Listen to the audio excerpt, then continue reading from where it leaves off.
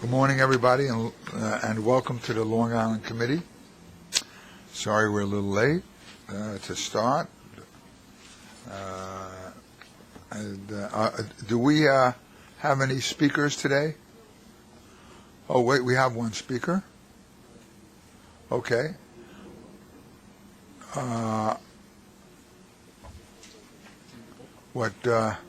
Okay, I'll make...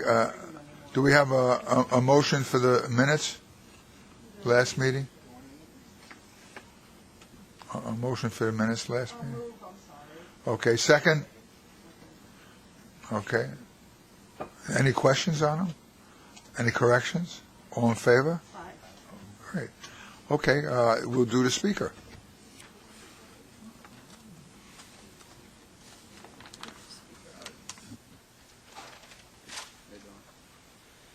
Good morning. I'm Bill DiCarlo. I'm a local chairman and assistant international rep for the TCU. Ray will be happy. I don't have any written prepared statements. I'll keep it short. When we knew we were in a budget crisis, everybody knew we had to buckle up. And there were highs and lows on every time you heard news on which way things were going. When it was voted to increase the payroll taxes and the structure that we have now, we were hopeful that the service cuts were going to be restored. Unfortunately, now that the budget was passed, closing the stations, which was once a service cuts, now being called a customer convenience, which is real bad for ridership and bringing on new customers. I would suggest to anybody here, and I'm willing to do it, any Saturday we could meet, not tell anybody where we're going, and we'll go and just witness at the machines what happens, just for a couple hours. And if you're comfortable with it, there's nothing else we could do. But when you witness firsthand like I do, I service the machines. I was in Valley Stream 2 weekends ago, or last weekend. The amount of people that needed help at the machines and how many people that would have been charged extra on the trains, percent-wise, was ridiculous. Forget about the number of people. And I just invite you guys, somebody to come out with me and witness it. And if you're comfortable with it, then that's the level of service you're choosing to provide. Thank you.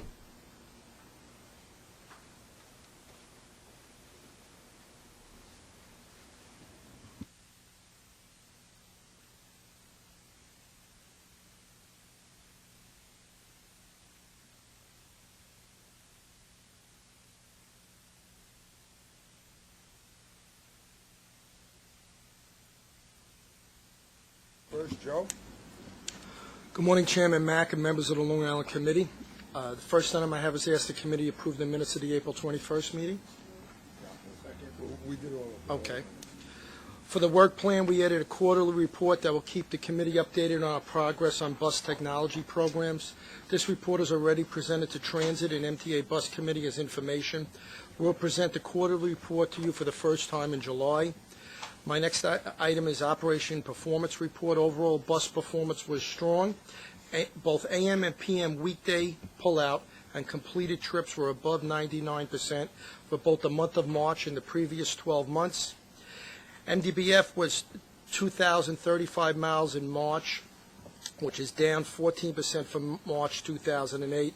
The lower performance was a result of the snowstorm in the beginning of March, as well as the fact that the older buses are past their useful life, and we're continuing to keep them on the road longer than anticipated. The 12-month MDBF average was slightly less than slightly less than 1% than it was a year ago. In regard to safety performance, the trends were good. There were no customer accidents for Long Island Bus in March. The 12-month average for bus collision and million miles travels decreased slightly by 2.3% from last year, and the 12-month rate for employee on-duty lost time accidents improved by 45%. Bus ridership continues to trend downward, both for the month and for the previous 12 months in comparison to 2008. Total fixed route ridership decreased by 1.6% for March and was down by 0.5% for the previous 12 months. Average weekday ridership was down 3.9% for March and down 0.3% for the 12-month period. Average weekend ridership was also down 5.7% for the month of March and down 1.7% for the 12-month period. But paratransit ridership is increasing. In comparison to 2008, paratransit ridership increased by 10.6% for the month and 8.3% for the previous 12 months. Next is the finance report. Fixed route farebox revenue for March was lower than budget by $3.3 million or 1.9%. For a year-to-date, it's 1.3% below budget. Paratransit farebox revenue was 8.7% better than budget for the month of March and is 8.3% above budget for year-to-date. Actual non-reimbursable expenses before non-cash adjustments were lower than budget by $2.8 million or 8.9%. This is primarily due to fuel prices were lower than budgeted and favorable adjustments against budgeted claims expenses. We have no action items, competitive procurements, or ratifications this month, but we do have one non-competitive procurement. The item is a one-year public works contract to a preferred source, the New York State Industry for the Disabled, for groundskeeping and lawn maintenance at both Norman J. Levy and Rockville Center Depot. The amount of the contract is not to exceed $45,275. I request the committee's approval for this non-competitive procurement. Motion? Okay. Are there any questions on this non-competitive? Okay, all in favor? Aye. Okay, thank you. Okay. Anything else? We also have two information items. The first item is a revision of service on the N81 route. To provide faster, more reliable service, we are discontinuing the part-time deviation to Grumman Road East in Bethpage. This will discontinue a very small number of weekday trips that deviate from the main travel path. It's part of along Stewart Avenue to serve the Grumman Road East, and it will eliminate 3 lightly used bus stops. This is all part of streamlining to benefit the majority of the N81 customers. These changes are expected to decrease operating costs by approximately $12,000 annually and will take effect in June. The other one is information item is for the U.S. Open, but we will do that at the end of my presentation. I would also like to mention that at the Finance Committee this month, the Board will be voting to restore service reductions to the budget on a total of 9 Long Island bus routes. These service reductions were approved by the Board in March as a component of the additional actions for budget balance, AABB. The 9 routes being restored are the N2, N51, 53, 65, 66, 67, 80, 87, and 93. This concludes my remarks. I'll take any questions. I just ask one question on the Grumman issue. There are still bus stops at Grumman along Stewart Avenue. I believe so, yes. So it's not as if we're not servicing the facility, we're just not going in directly to serve the facility. Right, we're not going off the beaten path, but I'll get Norm Silver. Norm, is what I stated correct? So somebody who still wants to get to the Grumman facility by bus can still do so, it's just not as direct as it was. Okay. Okay. Thank you. Okay, you ready for a little golf? With that, Long Island Railroad and Long Island Bus are delighted to be providing the committee with an update on our extra service for the U.S. Golf Open. As you're aware, New York State Parks Department will be hosting at its famous Bethpage Black course, a public golf course, a major golf event, which will commence June 15th through June 21st. This, of course, is expected to be a major sporting event, an economic stimulus for the entire region, because it draws about 40,000 spectators a day, mainly people from out of town who stay in our hotels, both on Long Island and New York City. As the major transportation provider in the region, the Long Island Railroad will support this sporting event by providing additional train service. In addition, U.S. Golf is contracted with Long Island Bus to provide a free shuttle bus service from our Farmingdale station directly to Bethpage Black. And of course, U.S. Golf is promoting other means of transportation other than bringing a car. They want to avoid people congesting the area. There's very limited parking, so they are relying on public transit, both Long Island Railroad, Long Island Bus combination, as well as a park and ride operation from Jones Beach. So every effort's being made to help mitigate the traffic congestion and encourage people. We like the, go green to the greens is our saying. So with that, we do have a diagram of the way we're going to operate the service. And you can see that customers will be able to take a train out of Penn Station to Farmingdale Station. Once at the Farmingdale Station, customers will disembark from the train and be directed by our customer assistance personnel off the platform, and they will actually get their tickets punched at that point. So we will not be doing ticket collection on the train. We'll be doing it when people get off and are ready to get on the shuttle bus operation. Customers will be directed through security queues.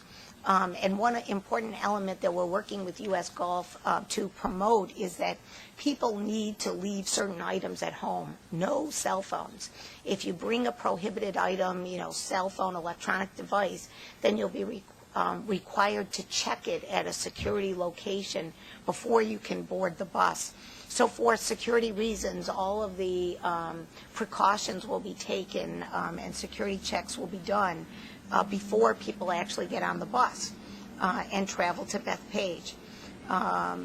We have the magnetometers will be set up by U.S. Golf. They'll be operated by U.S. Golf, and there will be county club services which will be operating that portion of this operation, and they're under contract to U.S. Golf. The ride from Farmingdale Station is approximately 15 minutes. And we're just going to pause for a moment quickly and show you, here's the operation. This is the south side of the tracks where people will board. Here's where the security system is, the magnetometers that customers will flow through. And this operation is designed with some tweaking to resemble what was done in 2002. That was a very successful event for the county, for the state, for the Long Island Railroad and Long Island Bus. And then, Joe, if you would just direct everybody's attention to the bus route. We're basically on Monday and Tuesday, we're going to do 25 buses approximately, see how the crowd goes. I believe it's Monday, Tuesday, Wednesday, we're going to go up to 30.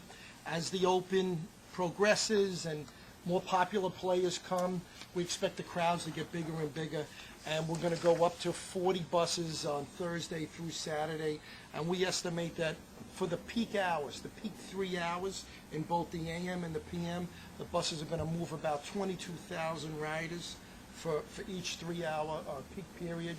And we're going to have a lot of our new buses out there.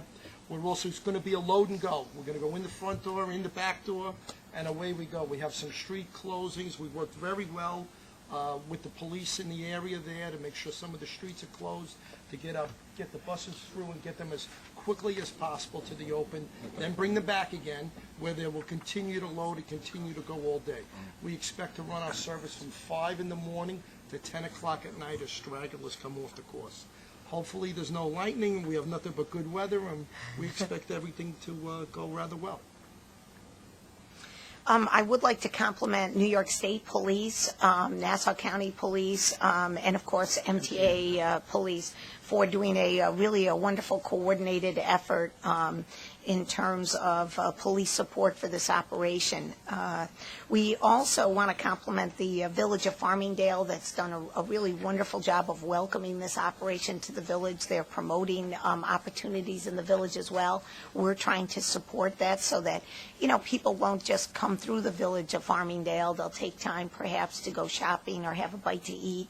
They'll be running a shuttle operation to promote, different amenities in the village that'll be available.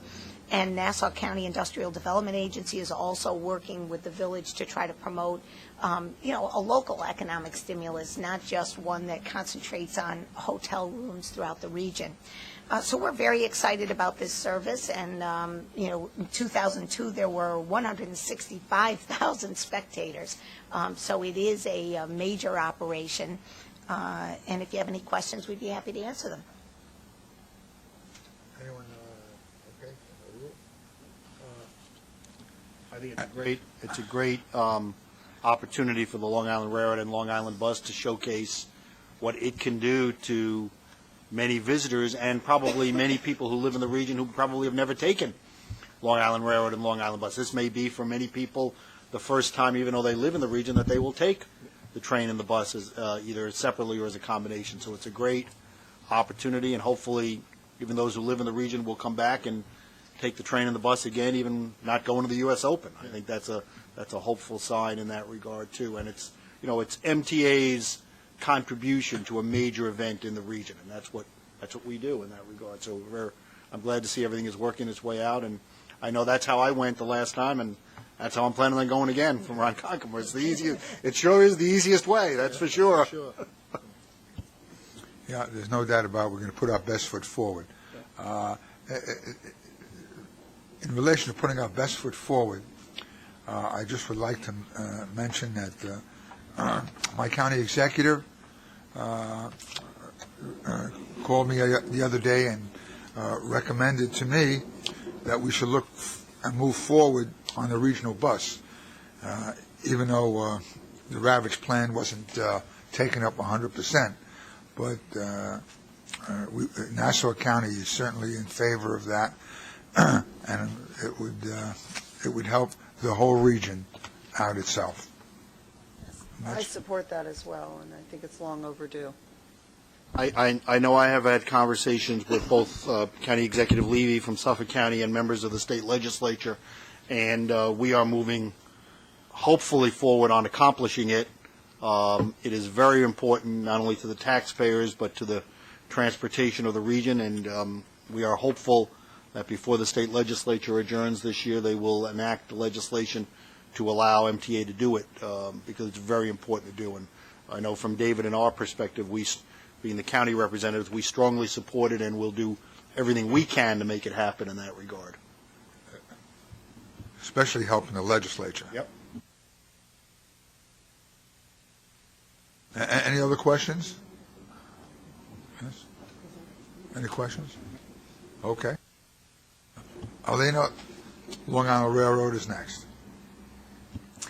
Thank you very much. I did want one final note.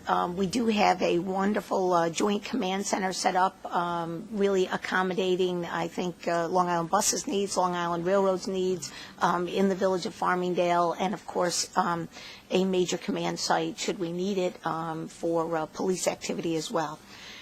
So, Joe, thank you very much. We look forward to working with you. We do have, train service schedules that will be produced so that people can actually identify specific trains. We do have one, thing that we're working, just to make sure we have the right information out. We want customers to buy round-trip tickets in advance, because that'll expedite the boarding, and we'll be putting that kind of public information out. As you're probably aware, a fare increase does take place on June 17th, so there would be a fare adjustment while the service is in operation. But with that, thank you very much.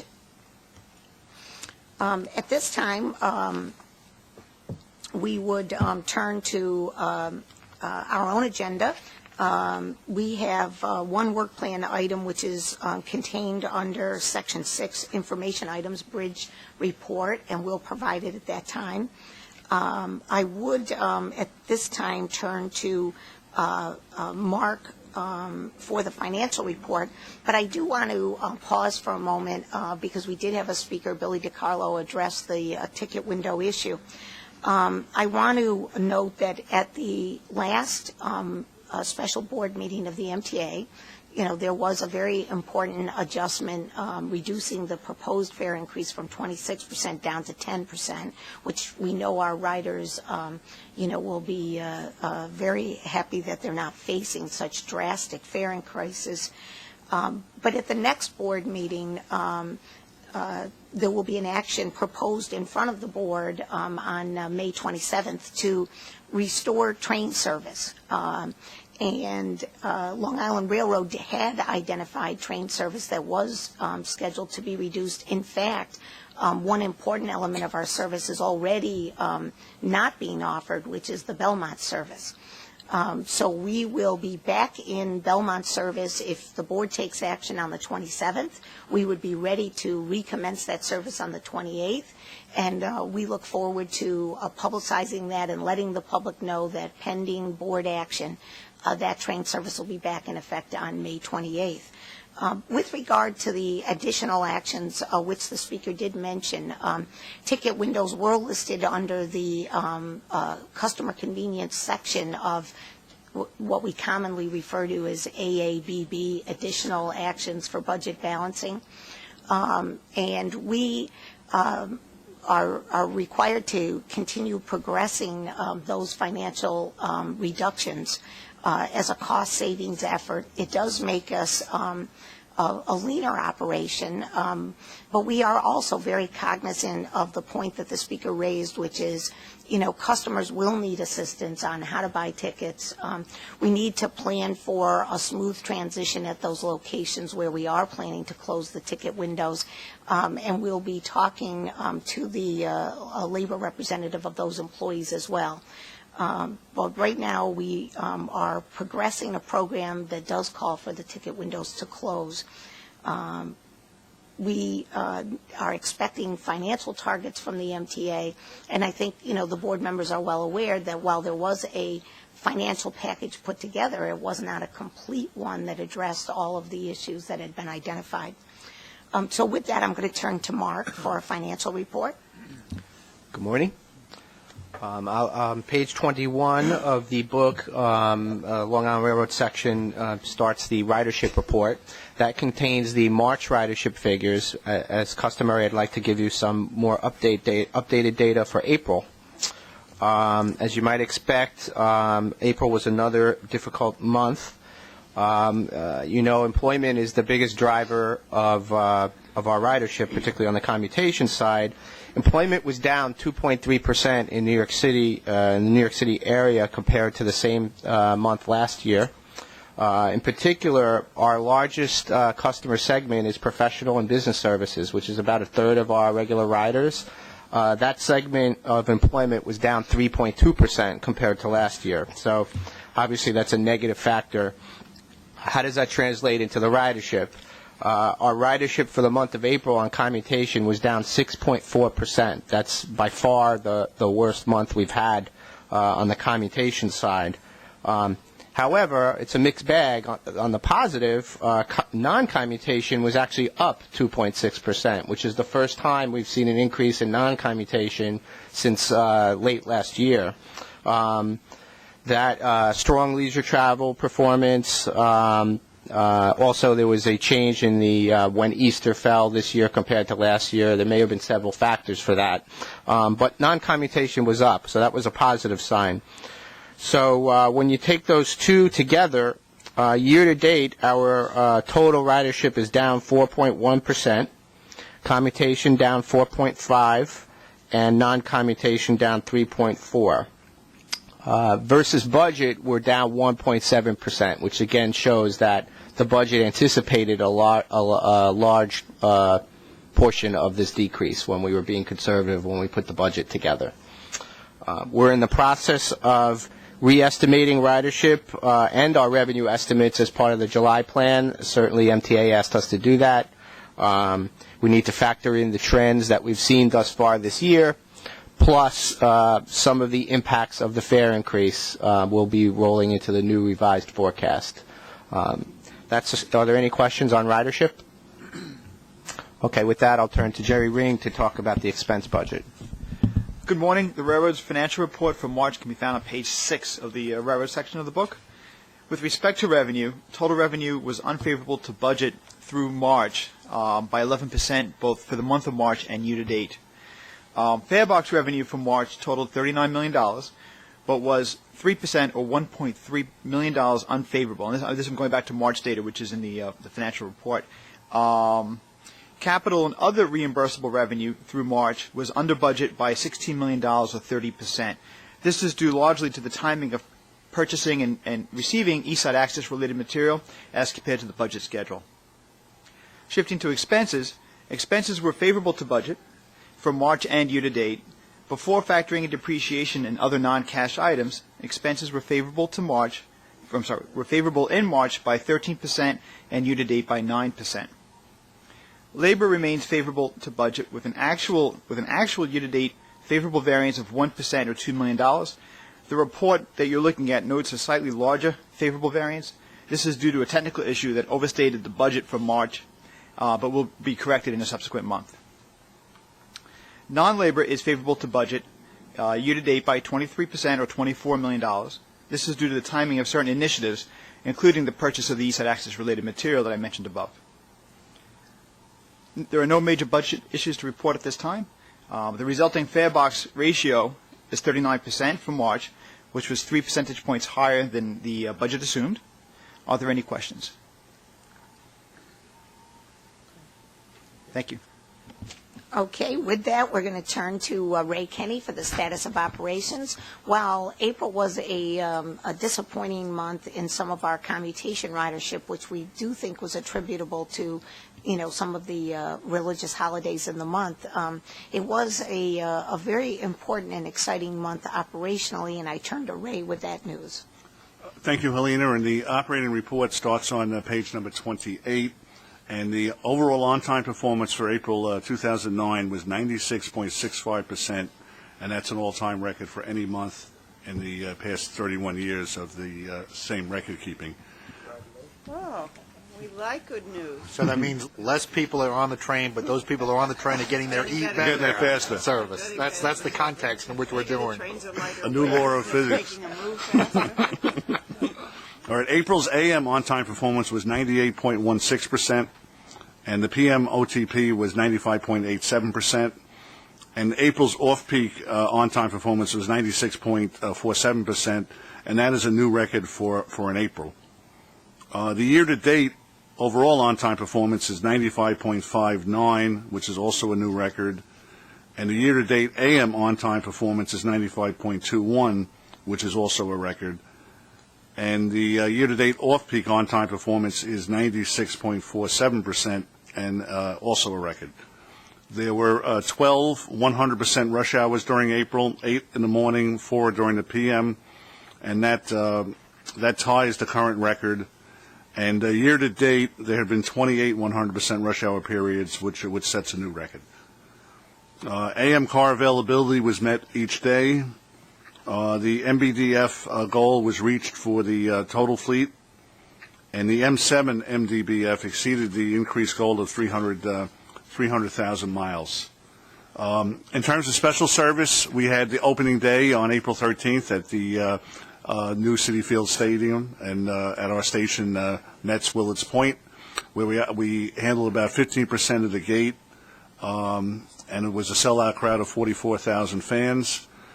And the one major event that we had during the month, we had 42 late trains due to a trespasser being struck by a train at Belmore Station during a PM rush hour. And we had the assistance of the MTA police at both the Shea event and during the trespasser incident. They were able to complete their investigation without stopping service at all. So that completes my report for April, and I'm ready for any questions. I just want to compliment. I mean, I went to Citi Field last week on the train with my son, and I just want to compliment Ray and all of his people and conductors. It just works perfectly. I mean, there's very little wait, and I missed coming out the first train because we had to walk around and see the whole field, of course, with my son. So we were standing there waiting for the second train, and once the first train left to Port Washington, the second one was right there, and everybody boarded, and I mean, I guess the only thing you could do is show movies up there while we're waiting or something. But other than that, it was we've done, I think, a very, very good job with that, and I think people are very, very pleased. And I think you can see that by more people taking the train to the baseball stadium every day. It's a tremendous achievement on the railroad's part, and one that you don't get enough compliments about, but you really should in that regard. And you're getting people just by watching people who don't normally take the train for commuting. It's not just in seeing who's on the train. It's not a commuting crowd. It's a much different. It's a family-oriented crowd that's taking the train to the stadium. So it's a much different situation in that regard. But I just wanted to congratulate everyone on how it works and keep the good work on that. Thank you, and I'll pass that on to everybody involved. Just to add to Mitch a little bit, again, the numbers that you're giving us are fantastic, and I'm the right guy to do this, obviously, but the employees in this system, no matter how much gloom and doom and no matter how much worry and concerns there are with the employees and their future and employment, they continue to do the right thing to keep the trains moving. Even though they're a little lighter, they still need to move. And again, we've referenced Billy's group. I mean, they're still doing the right thing. Even with concerns about budget, everybody knows we have to tighten up our belts.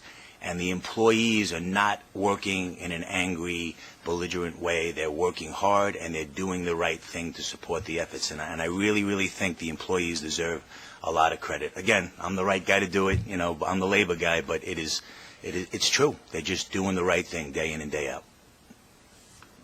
I just want to pause and say I thank you very much, Commissioner, for those comments. I think that's a very important reflection of what I consider just a wonderful commitment to the customers at Long Island Railroad.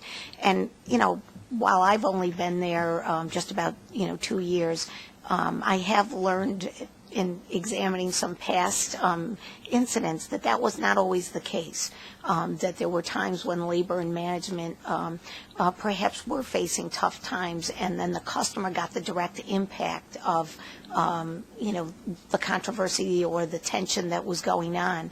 And the commitment to service by our represented workforce and by our union leadership at this time is just terrific. They are not letting our own financial picture and our own issues as we try to progress the railroad interfere with the customer service that we deliver.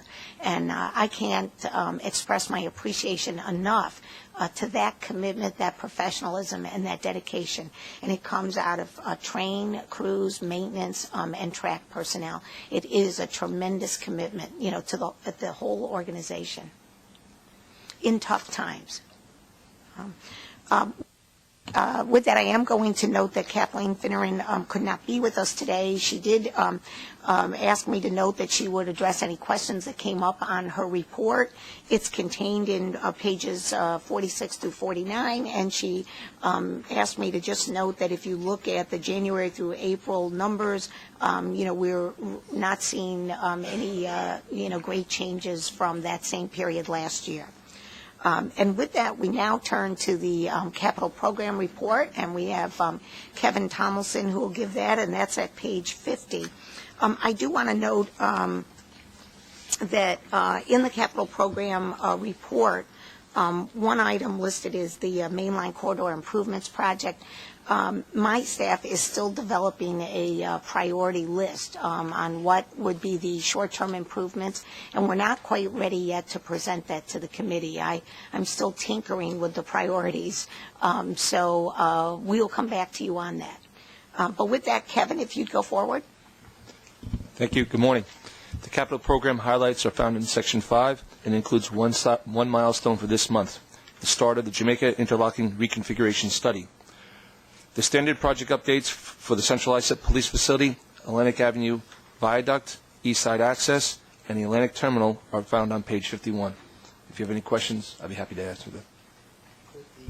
The interlocking study also discusses the issue of express trains running through Jamaica. Is that part of that analysis also? Yes, it is. So to try to figure out how we can do that. Yes, increased throughput through Jamaica. Okay. Increased Not that I don't like right. not that I don't like the Jamaica crawl, but it does get a little tiring every once in a while, and that kind of thing. That is exactly, the issue. We would like to get some high-speed switches in there, be able to move trains faster through Jamaica. And we think that supports overall train reliability. Good.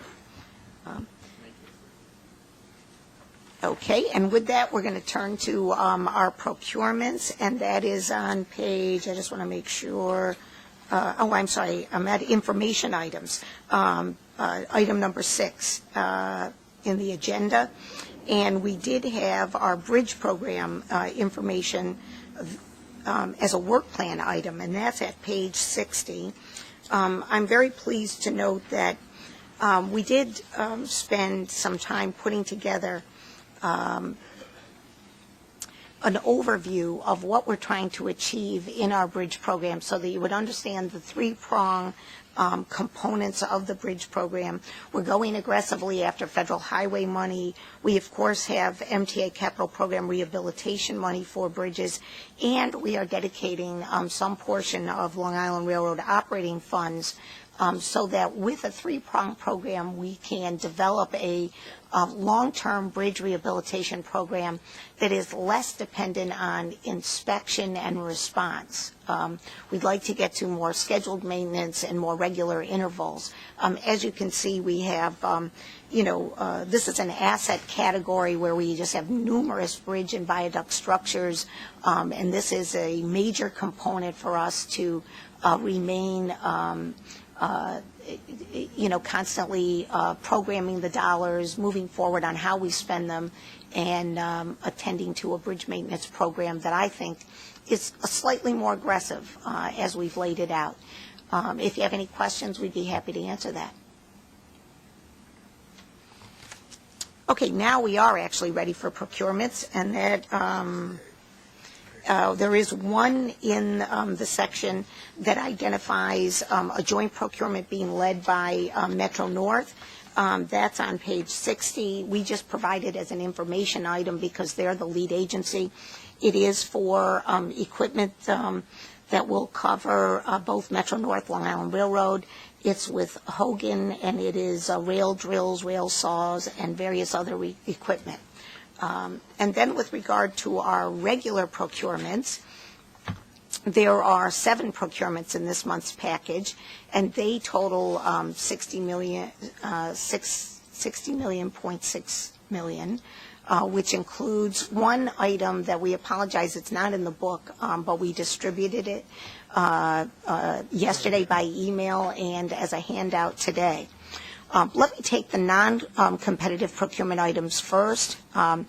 There are 2 items in that section, and they total $4.2 million. 4 items in the competitive section are $56 million, and then we have 1 ratification item that I'll get to at the end. With regard to the non-competitive items, we have a sole source contract awarded to Placer. It covers both Long Island Railroad and Metro North under our joint procurement strategy, and it will support replacement parts for Placer equipment. May I have a vote on that non-competitive item? Second. All in favor? In the competitive section, we have a couple of items. One you'll note is request for approval on an RFP process, again, for bridges in Queens County and Long Island, and that's, contained in our capital program funding, and we want to move that forward. We also have a miscellaneous contract on the Russell Reed waste hauling and disposal service, which is servicing for our rail car toilets. And finally, I do have the item that we did hand out, and this is a request for board authorization to increase our general engineering consultant pool contracts from $70 million to $110 million. This is addresses an item that I did raise with the committee last month, which is positive train control. Metro North and Long Island Railroad have worked very closely in the past month to develop a joint procurement strategy that allows us to tap into the expertise on our general engineering consultant pool to develop teams. This solicitation of the GECs could result in a single contract with both railroads or two contracts, it could result in overlapping teams. We are trying to leave it as open as possible for the respondents to make proposals to us. It's a very aggressive time frame, which is why we're using the GEC contracts, and we do need to aggressively pursue getting our implementation plan filed with the FRA by April 2010. So we worked hard with Metro North to conform our two technical scopes of work to make sure that as we go forward, we have base contract consulting and then options that will allow additional work to be let for both design and engineering.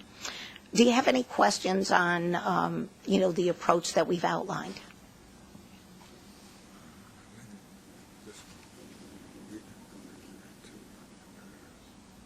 Oh, two. Okay. Any questions on the competitive and the addition? Okay. No questions? Can I move it? Move it. Oh, you're moving it. I second it. Okay. All in favor? Aye. And we have one more non-competitive, which There is a second non-competitive for $164,000, and that was to Landis Industries. I think I included it in the total that you voted on, but I didn't highlight it as a standalone. So I just want to make sure we have that.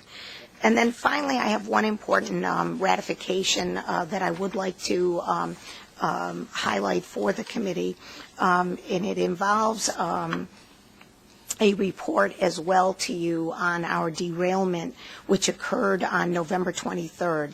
As you'll recall, that was a passenger train that was headed into a station stop on Track 5 at Jamaica.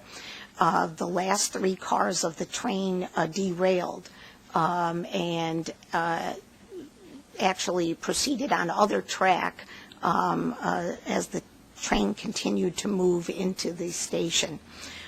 This was a significant event. We called in Rail Sciences to assist us with an evaluation of the derailment.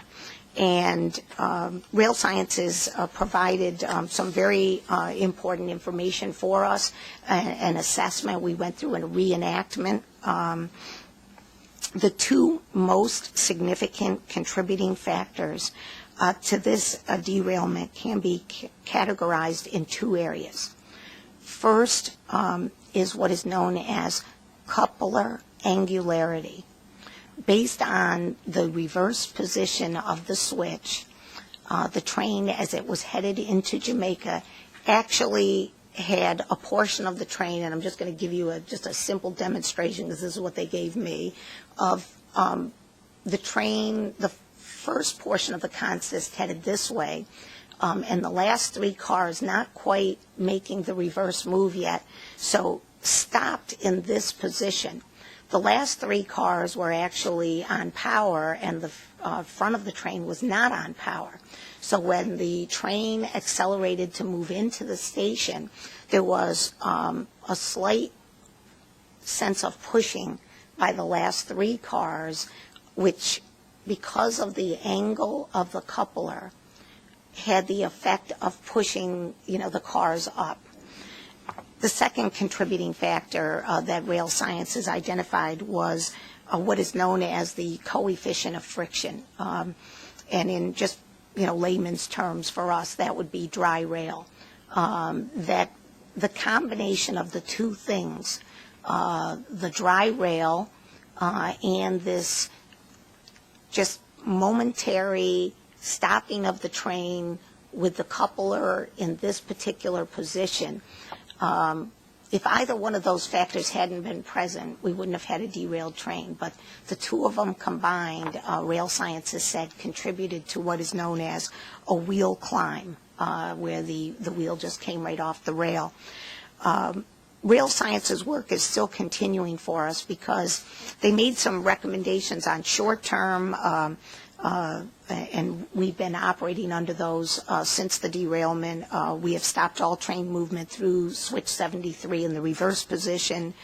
We've developed protocols with regard to addressing dry rail conditions. We want to make sure that nothing we do contributes to dry rail, for example, the use of sandite.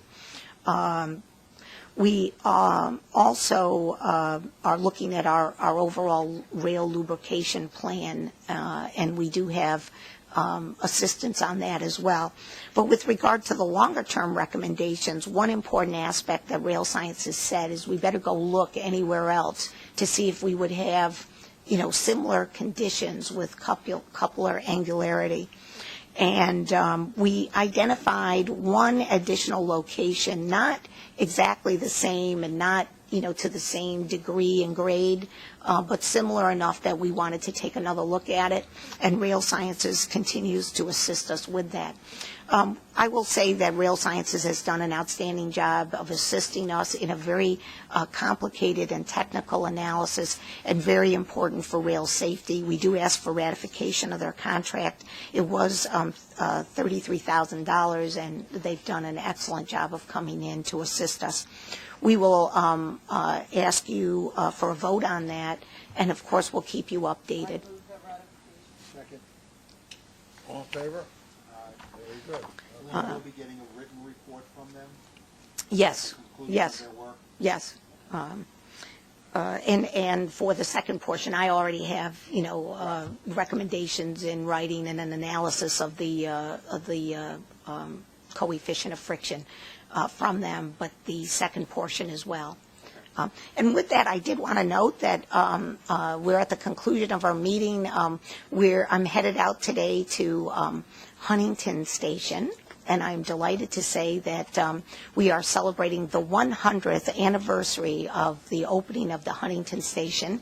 We've done some restroom improvements and station improvements, and we're delighted to have local village town officials and Friends of Huntington Station supporting the 100-year anniversary. Thank you. Okay.